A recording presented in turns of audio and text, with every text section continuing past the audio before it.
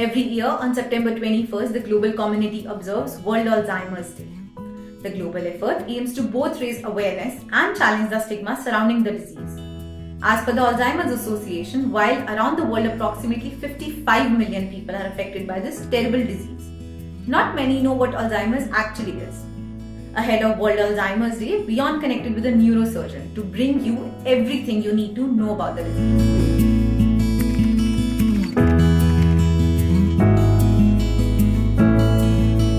Let's begin with the basics. What is Alzheimer's?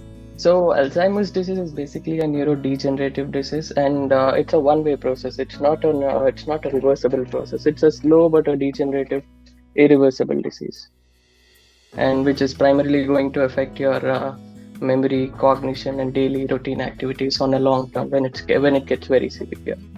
How prevalent is the disease globally?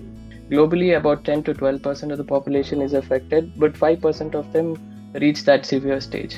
At what age can Alzheimer's usually be detected? Probably detected in 50s or 60s, and in some patients where they've had a previous history of head injury, or when they're prone to more degenerative changes because of other reasons like diabetes, hypertension, or other cardiovascular risk factors, then you can probably see symptoms very early in their life, maybe in their 40s or 50s, but generally around 60s. What are the early symptoms people should be on a lookout for? So early symptoms would be like easy forgetfulness. You can notice them taking a lot of time to remember somebody's names, or remembering names of objects and daily activities, like they forget where they keep their keys, they forget where they come from, which door to go out from, which door to walk in from. At what stage should someone start wondering that their forgetfulness isn't normal and that it is time to consult a doctor? So when the family members notice a patient having these symptoms, like forgetting things which are very common, timings, or day and night orientation, or having certain difficulties in doing their daily activities, in the initial mild forms, this is how it starts with. But later they actually go on to become very dependent on the family people. It becomes very emotionally also challenging for the family to address these issues. So they have to be cautious about all these things. Could you please share the current treatment options available for Alzheimer patients?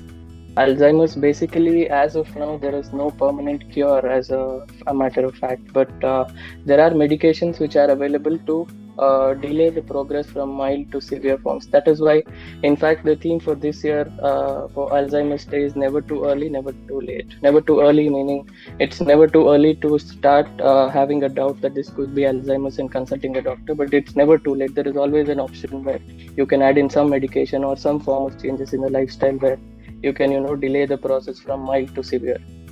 Doctor, can we call Alzheimer's a genetic disease, or can lifestyle choices put someone more at risk? There are few genetic factors involved, but it's not absolute that a parent has Alzheimer's, the son or the daughter has to get. It's not absolute like that, but the risk is more in people who have their parents or the brother or sister having Alzheimer's disease. What are the lifestyle factors that can put someone at risk of Alzheimer's? Like smoking and exposure to toxins, drugs.